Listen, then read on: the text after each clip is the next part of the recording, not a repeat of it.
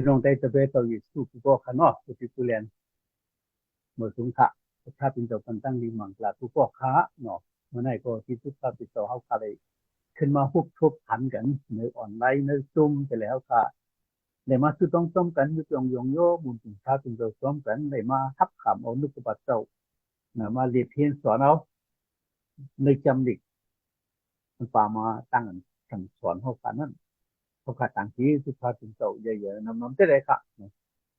เมื่อไหร่อันเขาขาดที่เรียนดีเพียนนั่นเนาะเป็นรองกันว่าตั้งอันสั่งสอนสุ่มะกราโตยิสุค่ะเนาะตั้งอันสั่งสอนสุ่มะกราโตยิสุ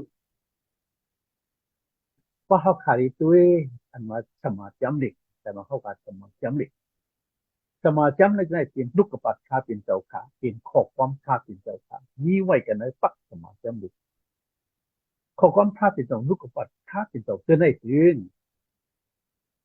มีมาพูดเขาขาพูดอีสังพูดรองสังเป้ากัดเรียนเรียนตัวอยู่ดีนะเพราะกัดตัวในจำเก่าเขากัดเลยหันถ้าเป็นเจ้ามันจะสั่งสอนชุ่มมากกุลค่ะมันจะสั่งสอนชุ่มมากกุลลองตราอันชดอันเมียดตราอันมันเมียนจิตเนาะมันจะสั่งสอนชุ่มมากเขากัดเลยหันกุลจะเป็นมันเจ้าลุกล้างมันเจ้าอันมันกุลอยู่อิสุลาที่นั่นเนาะถ้าเป็นเจ้าสั่งสอนชุ่มมากเขาเจ๊ว่าค่ะเนาะเพราะเขาฮิตพิษฮิตปืนเนาะกว่าพิษกว่าปืนยุ่งพิษยุ่งปืนไวพิษไวปืนมันนี่โอ้พระเป็นเจ้าสั่งสอนชุ่มมากเขาเจ๊ว่าค่ะยังต่างๆเขาก็ได้ทำไมพวกชมมันได้จำเหมือนว่าเขาด้วยเนี่ยเขาหันเต่าอยู่สุขิตมันเต่าจ่อลงมามันเต่าก็มาปันตราตั้งอันชื่อตัวตราตั้งเกตตัวสั่งสอนชุ่มมากกุนตาที่เขาได้กุนเขาค่ะพอถึงมันก็ติดช้ำตาอันนี้ตราต้องอยู่สุขิตตราตั้งอันสั่งสอนชุ่มมาเขาค่ะเนาะเขาขัดที่เลยหันเจ้าหนังตาพี่น้องเขาแต่มันลูกบัตรเท่านั้นถึงมีหลวงตังมันดำค่ะหนึ่งมันจะหนังว่าเนปยะตันคูมุนทุงมันเจ้าเป็นพระปลดพระเด็ดพระเจ็ดพระหมันหรือพระเป็นเจ้าเกศช็อตเป็นตราอันเกศช็อตเขาปวดใจครับเป็นตราอันปันอินปันแห้งเขาขับปวดใจครับเป็นตราอันอ่อนฉุนเนี่ยตั้งเขาขับปวดใจครับถ้าเป็นตราตั้งอันสั่งสอนซุ้มมาเอาขับปวดใจครับตรงนี้เลยกลับตรงนี้เลยครับเขาขับที่ไหนอันเนาะตั้งอันสั่งสอนซุ้มมานั้นอับโบอะไรเย็นกับอับโบอย่างอัดแล้วตัวเลยเนาะก็เป็นในเหมือนในเขาข่าวมันจะสอนเอาลงมาลูกกระปัดเต่ากราดแบบเนี้ยมันแต่ว่าเป็นทั้งอันสั่งสอนชุ่มมาเขาเนาะเขากลายเป็นเรียนเพียงลองสั่งสอนชุ่มมาตราตัวอยู่สู้เป็นซึ่งมืดมาในการนอกน้องเขาเอานักสุดพอเขาขับมาด้วยกันในจันทร์มาเห็นมาเศร้าเปียดเขาที่เปียดเราเศร้าเขาขาดเลยหันมีไว้ว่าเจ้าอยู่สู้มาดูกรีเขาเจ้านั่นเลยว่าเขาเลยคำมาคว้างตั้งกูอันใดปุ๊บเปิดขามีตั้งสิ่งตั้งลงกันในการเอาอีกตั้งเกินเนินดินเมืองในเย้าเพื่อให้สังสุกว่าเลยให้คนมีโอกาสมีตั้งสิ่งตั้งลงเป็นตะเป๊ะเก่าเสียวมันปั๊บที่สามเนื้อหนามาจะเสียงโปเต่าลูกเต่าตั้งวิ่งเห็นมดจังเต่านันต้าสั่งสอนชุ่มมาปันให้เขาเลยกำเลยจังปิ้งอยากการก็ปันที่สุนันต้าเก่าของบิรุกันนังสุตาที่อังกัดต่อถึงหัดทำปากสุดสิ่งอ้อวานในอ้อพี่น้องของข้อความสั่งเรื่องสุดเต่าอยู่สู้เป็นข้อความอันว่าให้เขาขัดกว่าเลยถ้าเขาขัดกว่าเลยคำสักที่เขาบอกว่าเนาะที่ก้นการมีตั้งสิ่งตั้งหลงเพราะเขาอยู่มาเยาวันเลยจนเทเลฟันปักที่สามเนาะเทเลฟันปักที่สามเพราะปัญญาวันเลยถึงเขาเป็นรูปร่างตะเกียบออกมาเยอะเขาเป็นเครียดมาเยอะเพราะเขาเป็นเครียดมาเยอะเขาเทเลเหตุทางกันเลยเพราะว่าเขาขาดปันปักที่สามมังกรตรงนั้นเยอะเขาก็อยู่มาเจ้าอัพเอาเยอะจะอยู่ที่เป็นเครียดเนี่ยวันไหนเขาขาดเทเลเหตุทางอันเทเลป่วยเทเลเจ็บที่ไหนขนาดพี่น้องเขาขาดหลุมมัดต้องมาดีๆค่ะเขาขาดเหตุการณ์ศาสนาที่ไหนกันเนาะเขาขาดเหตุการณ์ศาสนาที่ไหนเขาขาดของห้องหมอกหลักของเขาตั้งคือเดี๋ยวคนอยู่มัดไม่เอาก็อยู่มัดไม่เอาปันปักที่สามมังกรจนเยอะๆป่วยไว้เปียกไว้ที่นั่นอำใจค่ะเป็นตั้งนั้นพิษค่ะต้องอยู่สู้อมวาที่นั่นค่ะต้องอยู่สู้อมวาโอ้กับปันปักที่สามมังกรเลยป่วยเขาเปลี่ยนไว้เขาที่นั่นแน่อำวาที่นั่นต้องอยู่สู้วาที่นั่น สั่งสอนชุ่มมาปัญหาเขาเลยกำเลยจังปิ้งหยับการก็ปันที่สูเจนันตาเรื่องรู้ต้องอิสุวากับปันปับที่สมังกลาเสียวสั่งสอนชุ่มมาปันเขาว่าที่เลยสั่งที่เลยสอนที่เลยชุ่มมาให้เขาเลยกำเลยจังปิ้งหยับอันมันต่อปันเขาขนาดนั้นพี่น้องเขา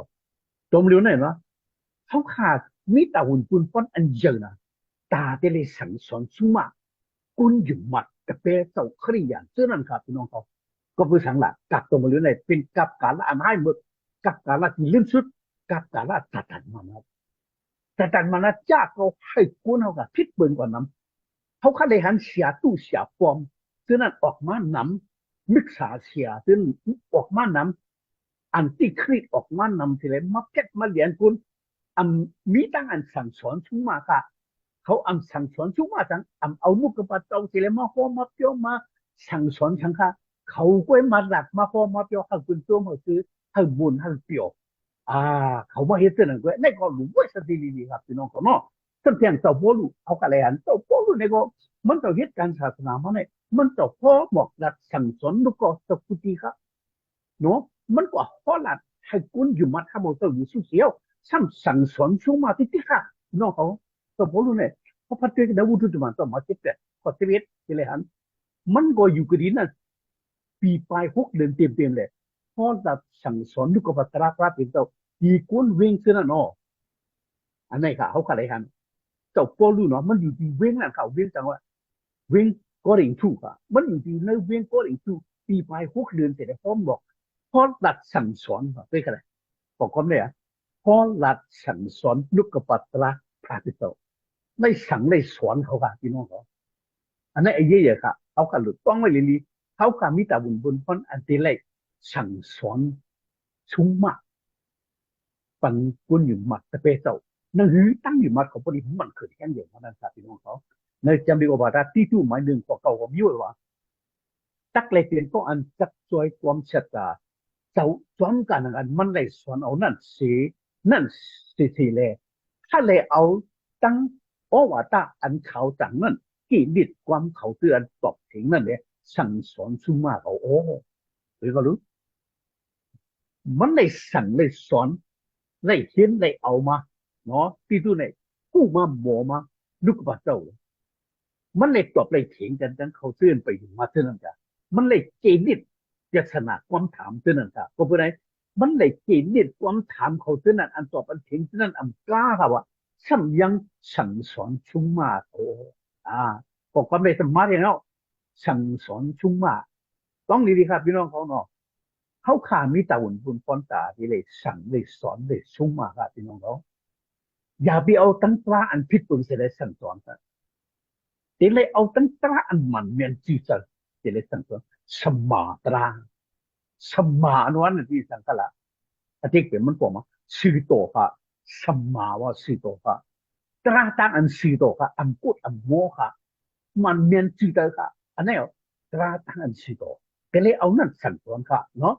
ก็เพื่อสั่งเขาอะไรหันในยินตากุนอันเอาตั้งตราอันพิษเบิ่งเลยหลักเอาพิษเบิ่งเลยโฮอันนี้ซึ่งนำฮับมาบอกเลยค่ะได้ส่งมาแก่จำตัวมาแต่หมายเจ็ดข้อ15ยี่ไว้ว่าเพชรสติเลวีเป็นมิกษาโปรเพชตั้งหลายอันกันนั้นมันเป็นหมาในอันเรื่องอันจำนั้นนั่นแหละเอาตั้งหนังสู้สมัยไว้เสียวมากระดีสุนันตาข้อความมันเป็นสติครับพี่น้องเขาเนาะเจ้ามาแก่กันเจ้ามีสู้สั่งสอนไว้ก็มีว่าเป็นสติไว้กันได้เป็นข้อความเจ้ามีสู้ค่ะเจ้ามีสู้เป็นสติไว้ว่าเพชรสติเลวีเปี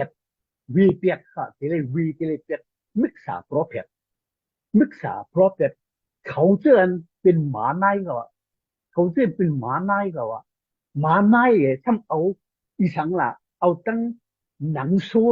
สมัยไปก็ว่าหมาในเอาหนังโซ่สมัยเลยมาเหมือนจะหนังโซ่เฮ็ดหางโซ่เลยมาหมาในเฮ็ดหางโซ่เลยมาที่ผงโซ่อะไรมายะมาเขาผงโซ่อะไรมากับคุบกินผงโซ่อันนี้เจ้าอยู่ที่ว่าไว้สติมิกซ์โปรเปียอันเป็นหมาในเรื่องตรงเลยได้หันนำขันนั่นคือเจ้าเนาะ เข้ามาในชื่อเจ้าค่ะมิกซ์โปรเฟตเข้ามาในชื่อเจ้ามายะมาเกาผงซูในชื่อเจ้ามาโชว์มาวันผงซูชื่อเจ้ามาเพ็ดมาเดียนมาจูมาเอามาดักมากิมเอา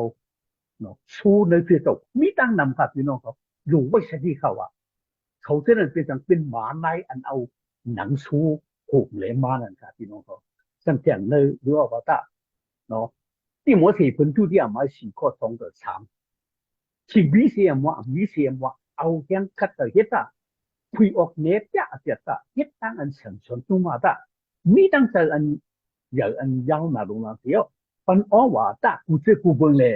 ติ๊กยงสังสนตาลงมาจำเป็นกาละอันกุนตั้งหลายยังอ่ำใครขำเอาอ้อว่าตาอันเจ็ดอันจังนั่นเลยมีหูอันคุ้มอันกายอันใครความเอาความตันใจอยู่ด้วยเลยเปิงตั้งกว่านั้นตักหอดถึงมาอยู่อ้อ ตักฮอดถึงมาอยู่ตัวเลี้ยวเนี่ยฮอดถึงมาใครเอาพี่น้องเขาตั้งอันเพชรอันเดียนนั่นฮอดถึงมาใครเอาตั้งอันเพชรอันเดียนกุนอยู่มัดตะเพียสมจบมาใครเอาก็ผู้ชังเนาะก็ผู้ชังข้าละกุนจอมเลี้ยวเนี่ยกักตรงมาเลี้ยวเนี่ยอำใครถ่อมใครเงี้ยตราทั้งอันสีโตเนาะเนาะอำใครถ่อมใครเงี้ยเนาะเขาใครถ่อมอีสังเขาใครถ่อมต่างตายเหมือนจะนังว่าตั้งอันได้หูมันจะเขาพยายามที่นะเสียคนไอ้เสียมากก็เดี๋ยวก็จำดีจำมาฮัลโหลใครถ่วงนาก็จะจำมีสังว่ามันได้ขู่ละได้ขู่ละมันใครเอาปุ่มเจียมนะมันบอกใครเอาปุ่มมันบอกยึดตั้งขู่ตั้งแจกกูชื่อกูมิวอ่ากูเจ็กค่ะมันเปลี่ยนเส้นนั้นก่อนครับพี่น้องเขานะคุณตั้งหลายคุณตั้งหลายใครถ่วงมตราตั้งอันสิโต ตั้งอันผุยออกเน็ตเนี่ยอาจจะก็ใครเอาอยู่พี่น้องเขาใครเอาอยู่ตั้งอันผุยออกเน็ตเนี่ยอย่าไปมาอันคิดเขาคิดในอันเนียนอันเป็นอันพิษอันเปื้อเป็นวุฒิอันเนียนอย่าไปมาหลัดอย่าไปมาหลัดใครความอันนี้ก็ไว้มังกรลาก็ไว้ค่ะมังกรลาอันว่านั้นใครยินใครความก็เพื่อในเขียวมาใครเอาผมไม่รู้ไหนเขาขยันไปเลยหันโพตลาเนี่ยก็โพตลาอีสังโพตลาอันเป็นเจ็ดเป็นรูเป็นไข่ความไข่เย็นให้เป็นช่วมซื้อบุญเปียวเท่านั้นไปตราอันสั่งสอนสูงมามีเอาพี่น้องเขาในเขาขาดดีกูนะเนาะเขาขาดจะได้เฮ็ดตั้งอันสั่งสอนสูงมาตึกยุงสั่งสอนตาวะเนาะเอาตั้งตราเอาว่าตั้งอันขาวจังอันขาวจังมันเรียนที่ตัวเลยตีไรสั่งสอนสูงมาเนาะก็ปือสังก็ปือกุ้นนำหนาวใครถอมเอาความตันตายความตันตายปุ่มลายเนาะอันที่ได้เขาซื้อเขามูลเขาเปลี่ยวแต่นั้นก็ว่าที่มันนำว่าแต่แค่ครับพี่น้องเขาก็จะเลยอ่านตัวเรื่องในยูทูบเฟซบุ๊กโซเชียลมีเดียตัวเขาเลยอ่ามีเสียมาพอตลาดเฮ็ดอะไรเป็นซุ้มเป็นบุญเป็นเกี่ยวอะไรเงี้ยค่ะเขาขยันในหันค่ะพี่น้องดูเขาก็รู้ว่าจะที่ค่ะสิ่งมันเกี่ยวแล้วเขาขาดเล็กพังนำค่ะพี่น้องเขาพังนำก็บริสังละสิ่งตัวมันรู้ได้คุณตั้งนำได้คำตั้งอันเพชรอันเหรียญค่ะพี่น้องเขาขายยำหันยำยินมากพวกถึงเขาเนาะดูมึงปอกค่ะเนาะคุณปอกค่ะคุณเปี่ยมจงมาใครสูงผมมาใครสูงตีสูงเลยก็เลี้ยวอ่าแน่เดินช่องคำที่ตัวชิปที่เรียกว่ามินเลยตีสูงมากก็เลี้ยวลูกวันที่ไหนก็หันค่ะนี่ค่ะในยูทูบในเฟซบุ๊กที่ไหนหันค่ะเนาะเขาเชื่อนั้นคุณตั้งนำค่ะเป็นชิปเป็นเสาค่ะคนกันถ่วมเลยอันกันว่าต้นหนึ่งสองสามตัวชิปเลยมีนสูงยังเว้ยอันกันแตกแล้วว่าสูงมาหลายเล็ดมากสูงมาหลายศอกยึดเส้นนั้นครับได้เป็นทางอันเรียนเว้ยค่ะเนาะคุณอยู่มัดละเอียดเส้นนั้นครับจะหัวตลาดจะมาหัวตลาดผมอยู่เย็ดเส้นนั้นครับมันเติมอยู่มันตัดพี่น้องเขาขลุกพังชิงอันตู้อันความชิงอันลู่อันเดียวเนาะชิงอันพิษอันเปิงชิงจากทันมันนะยากเขาเนี่ยมันมีน้ำหนักขลุกพังเลยค่ะเนยจำได้ก็ว่าแต่ที่ตู้หมายหนึ่งข้อที่สองเขาขาดที่เลยหันวิวว่าเขานั่นจังปันว่าตาอันถูกลีอันหาจะจอยจีว่าอันมุดเสือนั่นแหละอันมุดเสือนั่นแหละที่ถ้าตั้งเย่ความคิดเดียวหรือเขารู้กฎเนี่ยนี่ก็ว่าแต่ที่ตู้หมายหนึ่งที่สองว่าตัวเขานั่นเขานั่นเสียตู้เสียปอมตัวนั้นเสียมาตู้เสียมาปอมตัวนั้นค่ะเขาจังปันว่าตาอัน ถูกรีฟันอันถูกรีฟันนั่นน่ะเขาปันอ้อว่าถ้าอันมันอันเบียนอันซีอันเจอขึ้นอ่ะอันถูกรีฟันที่นั่นอันให้ใจจัดตัวจีบัวอันให้ใจจัดตัวจีบัวอันมดเชอพี่น้องเขาย้ำเนี่ยนะเขาขย้ำเขาเนี่ยโอ้ชูผ่านห้าชูเตลัยนี้ก็อยู่มาเจ้าอิสุเป็นเพียนถึงเตลัยนี้ถึงผ่านเสียบอกก็สูรูหนึ่งปากสุดเลยหนึ่งเฮงก็สูรูหนึ่งเฮงสุดเลยหนึ่งมุนปันหนึ่งมุนเตลัยยังนั่นปันแน่ปันกำเดียวเตลัยกำเดียวเฮ็ดเช่นนั้นก็มีค่ะเฮ็ดเช่นนั้นแค่เอาเงินหลูเงินเขามีตั้งนำครับพี่น้องเขาลองตั้งที่ไหนนะให้เป็นจักจ้อยโลภะเงินคำของครูเฉลยเนาะเฮ็ดจอมเขาค่ะในติดมีค่ะในตารางมีสิพอค่ะด้วยคะแนนปักคะแนนอันคะแนนเนาะจำเอากำปาตัวจำแต่ติ๊กพัดด้วยคะแนนลองตั้งกันว่าก็คือปันชิปหนึ่งแต่ไรปักหนึ่งปันปักหนึ่งแต่ไรเหียงหนึ่งปันเหียงหนึ่งบุญเพราะปันหนึ่งบุญแต่ไรดีเสียนดีล้านนี่มันมีค่ะอำรักไม่เสียพอกก็คืออยู่มาเจ้าอยู่สู้เต็มได้ผ่านเสียพอกแต่ไรเป็นสเทกกูก็อันนี้ก็อันนี้เสียพอกค่ะอันพิษค่ะก็อยู่มาเจ้าอยู่สู้ในตั้งใครตั้งเปลี่ยนที่มีเสียพอกเลี้ยงยอกาฉันก็เต็มเลยคำสู้จักชูคือแต่ไรอยู่ด้วยกันวัดตาเสอำตายเสียพอกเนี่ยมีหลักเสียพอกค่ะไปจำดูอันไหนคุณแค่คุณเหรียญเท่านั้นมาเหรียญเขามันเหรียญเอาข้อเขามันพิษเปิดมาเหรียญค่ะเฮ็ดให้ตั้งเฮือนตั้งยี่ความบิ่นเปียกเขาว่าไปรู้พี่น้องเขาเฮ็ดให้ตั้งยี่ความบิ่นเปียกเขาว่าเขาขยำหันค่ะเนาะมีซื้อเต่ามิวหนึ่งค่ะซื้อเต่ามิวหนึ่งแล้วซื้อเต่าอีกจังซื้อเต่ามิวหนึ่งว่าจะมีพอเข้าจุ่มซื้อเต่าเขาพอเป็นคนอยู่มันในจุ่มซื้อเต่าเขาเป็นไรขายเฮือนขายเย่ขายของโคโอกาสที่ตั้งหมดที่ไรเอามาดูบนซื้อเต่า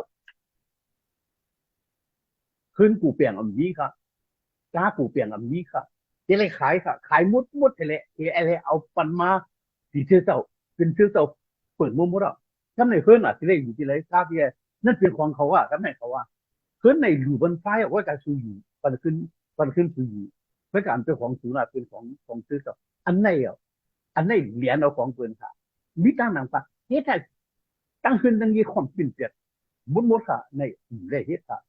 จำดีว่าตายูหันผลที่ที่หมายหนึ่งก็คิดผมยี่ว่าก็อันเนาะปอก็อันว่าปอก็อันอันป้าเจตนาเลยมาก็ดีสูงถึงชื่ออยากไปฮับดูเอามันไว้กันในขึ้นสูงเดี๋ยวก็เลยเป็นน้องเป็นด้านปันสเตียวค่ะติดเด็กค่ะปันสเตียวค่ะว่าเขาอ่ะคนเลยเสียว่าค่ะเสียก็เลยก็เลี้ยวเสียมากก็เลยใครเอาเนาะเพราะมันอันมีเจตนาเลยมาที่เขาสมาโคตราปันเขาพิดบึงตระอันพิษอันเปิงเนาะตระอันอัมบานอัมเบียนอัมจืดเจอมาโชว์วันเขาขาเขาขาดดูเขาขาดจอมวันไหนสิอย่าไปฮักเขาอ่ะอย่าไปฮักตุ้งเอาเขาอย่าไปไหวกันในหื้นสูงคือปกเปลี่ยนก็ดีกว่าเขาขยันเบียดค่ะเนาะขยันเบียดที่หื้นข้าวก็ยำมากอ่ะเนาะจุ่มต่างจุ่มค่ะอารมณ์มาต่อยพักดูเสร็จมาต่อยพักดูเสร็จมาคอตลาเขาเยอะเพราะว่าเขาเป็นครียนนั่นเขาเป็นครียนว่ะมาคอตลาเขาเพื่อกาเจ้าเยซูเป็นลูกพระเป็นเจ้าองค์กาเป็นเจ้าเกียรติชดอันมานั้นเขามัดมาเอาเขาก็ให้พระอันผ่านทางที่เป็นสูตรไปเจ้าเยซูเขามัดโอ้เขามาใกล้ๆมาต่อยพักดูเลยมาคอมาหลัดขึ้นเหมือนกันถ้าก็สำคัญคอหลัดฟันเขาขึ้นลองเจ้าเยซูลองตลาตั้งเกียรติชดเนาะเขาชดเจ้าเมียเจ้าเกียรติชดอาจจะฟ้อนหลัดฟันทำไมถึงมาเขามัดมาเขาข้าก็ว่ามาเลยก็ถูกใครมาเขาเดียวเขากันถือเนาะเขามัดไม่พอเขาก็พูดในเลยคุณอยู่ไหนเฉียมอยู่ไหนเฉียมาอยู่ไหนเขาขาเตรียมเลยครับเตรียมเลยปังเตรียมเลยไหวที่เฮือนเอาเขาอ่ะที่น้องเขานอนเราไว้เช่นน้ำตาเต้นเขาขาเสียไหนตีเลยสั่งสอนทุ่งมาปืนอังกาค่ะไอ้ยี่เนี่ยเขาขาตีเลยสั่งสอนทุกเจ้าเขาสั่งสอนทุกเจ้าเขาอ่อนตั้งเขาขาจังทีสั่งสอนปืนเลยเขาขาลูกกำลูกจังอ่อนตั้งจังทีให้ปืนกำปืนจังเขาขาให้ปืนใครให้ปืนดูปืนตั้งเขาขาดูตั้งอ่อนตั้งเขาขาใครให้ปืนเฮ็ดเขาขาลูกเฮ็ดอ่อนตั้งอันนี้ค่ะพี่น้องเขาเพราะว่าเขาขาดที่กว่าสั่งสอนทุ่งมาปืนเย้าวันไหนจริง ตัวเจ้าก็สั่งสอนตัวมาตัวเจ้าก็อันตั้งเนาะในจำดีกว่าแต่ยุมาไม่สงตัวสักวิตตัวเต้าสีมีไว้ว่าเมื่อสั่งสอนเพื่อนอยู่ตัวเจ้าก็อันสั่งสอนตัวเจ้าก็ผมก็ไม่พี่น้องเขาเมื่อสั่งสอนเพื่อนอยู่แล้วตัวเจ้าก็อันสั่งสอนตัวเจ้าก็พี่น้องเขาใช่ไหมว่าอะไรเป็นก็มันถามเขาใครเขาพี่น้องเขาถามเขาใครเขาขาดสั่งสอนเพื่อนอยู่เขาขาดอันสั่งสอนตัวเจ้าก็เขาว่าอย่าเป็นนักเพื่อนเลยเขาขาดตั้งนักเพื่อนอย่าไปตั้งเพื่อนเลยเขาขาดตั้งเพื่อนถือว่าถึงคือขนาดถ้าเพื่อนจอมตะละเขาขาดสมองจอมตะละว่าจะไหนก็เป็นไอ้ต้องมีสู้ทางสอนชุ่มมาผ่าดีเช่เขาคนถูกจำเขาเท่านั้นอย่าแย่งครับพี่น้องเขาผ่าดีเช่เท่านั้นนะต้องมีสู้ว่าดีเขาสั่งสอนชุ่มมาเขานาครับพี่น้องเขาเพราะฉะนั้นผ่าดีเช่เท่านั้นเป็นเขาวันข้อตลาดสั่งสอนเป็นตัวเจ้าของสับอ่ำจอมกะผ่าดีเช่เท่านั้นน่ะเขาใครเป็นเฮ็ดเต็กข้อเป็นเฮ็ดเขาสับอ่ำเฮ็ดครับเต็กข้อเป็นดูเขาสับอ่ำดูครับอันนี้เป็นผ่าดีเช่เขาเป็นไงเจ้าอยู่ที่สั่งสอนอยู่ชุ่มมาเขานาครับมีไว้แกโยมมาสองชาวเข้าสีนั่นว่าเมื่อสั่งสอนเป็นอยู่เลยตัวเจ้าของอ่ำสั่งสอนตัวเจ้าของอย่าไปลักเอาอุกตาเป็นว่าเลยเมื่อฮอลัดอยู่เซโกตัวเจ้าของช่ำลักอยู่อย่าไปแพทอย่าไปพิษมืออย่าไปพิษมือเมเปิลวันไหนมึงวาอยู่ก็อย่าไปพิษเปิงเมเปิลวันไหนเมื่อวาอยู่ก็ตัวเจ้าของซ้ำพิษเปิงอยู่เมื่ออีหังยกทูอยู่เสียแล้วซ้ำเข็มเอาปิดมันอยู่เมื่ออีกเป็นปีตราเลยอุบเอาอยู่เสียก็ซ้ำปุ่นอยู่ตรานั่นนั่นแหละย่าบุญสิริพระเป็นเจ้าอยู่ลองมันจำก้นต่างชื่อต่างคือต่างหลายตัวต่างกันต่างจังสุดเลยเสียความหนามาสิพระเป็นเจ้าเย้าวันไหนมีมาในจำดิ่งนั่นอ๋อพี่น้องเขาขาหอมอยู่หนึ่งหลักอยู่หนึ่งเขาทำคิดอยู่หนึ่งมันนำถูกกับเมียนค่ะเขาขาคออยู่ค่ะเขาขาสั่งสอนเพิ่งอยู่ค่ะเขาขาตูเจ้าเก่าเจ้าจ้องอ่ำเย็ดค่ะอันในพิษค่ะพิษต่อถึงว่าแต่บอกเป็นตั้งอันยากสลีฟ้าเป็นเจ้าเป็นตั้งอันให้หนามากที่สิ่งเจ้าอยู่ที่เป็นตั้งอันเปิดสิความสมมุติค่ะพี่น้องเขาขยำในยินค่ะเป็นว่าที่คือโอ้เยซูเขาช่างหนาที่เขาแล้วพี่เพชรไปเรียนโอ้เขายังเพชรเรียนที่เขาอย่าไปรับเอาอุกตาคนนี้ไปเขาเช่นนักที่เขาอย่าไปกินเหล้าเมายาเลยเขาเช่นกินเหล้าเมายาที่เขาที่ว่าที่คือล่ะ กล้าพาเป็นเจ้ามีอยู่เขาขาดก็พออยู่เขาขาดสมุนเพชรอันซ้อมอันกำเนี่ยเป็นทั้งอันยากสนิทพาเป็นเจ้าก็ก้นต่างเสื้อต่างคือก้นนั้นอันไปถึงมัดอันเป็นก้นศาสนาปะคือนั่นคือเขาด้วยตั้งกำตั้งเจียงเขาขาดที่ซ้อมหนามาที่เซ็งพาเป็นเจ้าแล้วก็ไปตั้งกำตั้งเจียงเขาขาดนั้นอันถูกอันเมียนอันซ้อมหนังตราเจ้าเยซูเลยได้คำเป็นเสียซ้อมสมุกเขาอันกาเสียซ้อมสมุกเจ้าเยซูครับ โอ้เยซูเขาแต่ว่าที่ไหนก็ไม่รู้ใครยังไม่ว่าคริสเตียนใครยังไม่ว่าตะเบสว่าเยซูเขาก็ไม่รู้ใครโอ้เยซูเขาจะได้ให้นะเยซูเขาจะได้เก้านะเรื่องน่ะย้ำนะเยซูเขาจะได้คุณตุ้ยลักษณะอันว่าคนอยู่มัดคริสเตียนที่นั่นเลยยากหนามาที่สิ่งต่อเยซูครับพี่น้องเขาขาดจะวิบัติที่น่ะเพราะว่าเขาขาดเอาที่สิ่งต่อเยซูอันว่าตะเบสต่อเยซู เขาเขาว่าเขาเป็นคริสเตียนวันไหนคือเป็นเลยทิ้งตัวทิ้งใจเป็นเลยกำเป็นเลยจังเป็นเลยเฮ็ดเป็นเลยจอมเกินกล้าต้องสู้ป้อมนั้นเขาขาดพิษปืนอยู่ว่าอะไรเป็นปืนที่เสียความสมุกเขาอังกะเสียความสมุกหนามาที่เสียงต้องสู้ครับพี่น้องเขาในหลวงวิสติดีงามๆตั้งอันสังเกตว่าเนี่ยมันรู้นะครับมันรู้นะครับตั้งอันโหตระยังเนี่ยเขาข่าวว่าเขาข่าวโหตระเสียสามารถเขาโหตระอีสัง เพราะตลาดเป็นตัวเป็นเสื้อเป็นบุญเป็นเปี่ยวหลายๆอ่ำใจครับเพราะตลาดนั้นเป็นเอาตลาดพาเป็นเจ้าเล่ห์โคค่ะเอาลูกบัตรเจ้าเล่ห์โคค่ะมันเจ้าหลังไว้จึงหือตลาดเจ้ามีไว้จึงหือเอานั่นเนี่ยโคค่ะอำเจ้าอันหลวงเขาค่ะไฟวนเช่นตาเขาค่ะเสด็จเขาค่ะโคค่ะ เขาค่ะเพราะนั่นเป็นลูกกระบาดเจ้าเป็นตราเจ้าค่ะใจตราเขาค่ะกวนอ่ำมีตราค่ะกวนเขาค่ะในมันมีตราวันนั้นมีดีพระเป็นเจ้า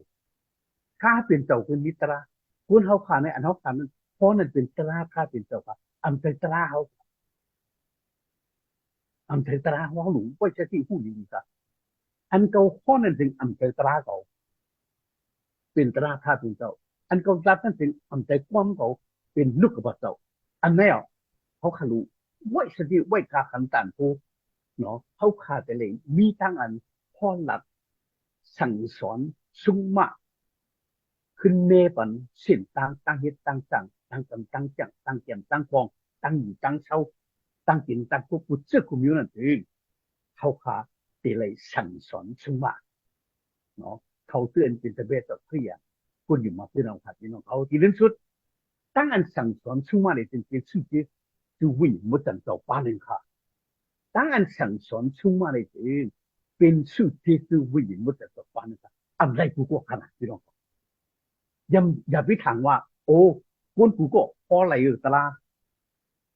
อย่าไปถามว่าก้นกูก็พออะไรตรานั่นสิเป็นตราพระเป็นเจ้าค่ะอันแต่ก้นกูก็เตะหมอข้อหมอหลัดหมอผีออกเนปยาลูกกระปัดเจ้าคุณใจกูก็ครับเป็นก็อันพระเป็นเจ้าเดือดแก่บอกเป็นก็อันพระเป็นเจ้าเอาต้องวิญญาณมุดแต่ตัวฟันฟิกซิก ปันสุดที่สุดมังกรที่ก้นนั่นเองก้นนั้นจังหมอหมอเปียวหมอลัดหมอคันทักเสหมอปุยออกอนักอธิเปนึกกับพระเจ้าอันเป็นข้อความเจ้าอันเป็นว่าตราพระเป็นเจ้านั้นก้อนนั้นเคยสังเป็นก็อันหมอหมอเปียวหมอลัดตราพระเป็นเจ้ามีอะไรจังที่ว่าตายุมาเจ็ดสองก็เจ็ดคำนี้ว่าคือป้อสุมิสุจีคืออันตัวแข็งคือให้มันตัวแข็งตาป้อมิสุจีคืออันฉันสอนคือให้มันฉันสอนตามาเลยครับพี่น้องเขา ทางล่างกันเนาะก็เขาขามีสู้เจสุอันสั่งสอนถึงให้มันสั่งสอนได้แต่มาเขาผมมีสู้เจสุอันสั่งสอนถึงสั่งสอนเขาค่ะแต่กำกับก็อันเลยสู้เจสุมังกรที่วิญญาณมุดทางเจ้าตาที่เลยสั่งสอนชุ่มมานั่นเองให้มันสั่งสอนชุ่มมานำที่กับให้มันสั่งสอนชุ่มมาเยอะๆกูเมื่อกูวันที่กับเขาขาตีเลยฮับตีเลยถมตีเลยเอาค่ะตั้งอันสั่งสอนชุ่มมามันนั่นถึงเป็นมาจอมเลยวิญญาณมุดทางเจ้าผู้ออกเนจ้ามันเนี่ยมันสั่งสอนชุ่มมาเขาขาในก็หลุดพี่ผู้เจ้าสิเลยฮับเขาขาหลุดฮับเอาตั้งอันเขาสั่งสอนชุ่มมาก็เปิดอันนั้นลูกตีผู้หญิงมุดจังเจ้ามาพี่น้องเขาก็บนในที่สุดมันก็ใครปันเองปันเที่ยงพี่น้องเขาแค่ปันตั้งอันสติที่พี่น้องเขาเนาะเขาขากูก็คัดแต่ดูตาสั่งสอนกันสิกำกะก้อนหนึ่งในก้อนหนึ่งนั่งกันเก่าปันสติกันสิกำกะคุยออกเดจ้าตั้งพิธีกันสิกำกะคุยออกเนปจ้าเดียกันสิกำกะอันกันขึ้นเนปันอะไรมันเมียนสิเตอร์ตั้งอันสิโตเนาะให้กูก็ได้มีตั้งอย่างตั้งอยู่ตั้งเจ้าตัวตักษะอันสิโตจำหนังตราส่งอยู่สุนันทึงข่าวอันกันก้อนในคนสั่งสอนชุ่มมาเป็นสิกำวันอะไรประเด็นเป็นแห้งพี่น้องเขากันสิกำท้าแต่ถ้าเป็นตัวตั้งอยู่ข่าวนี่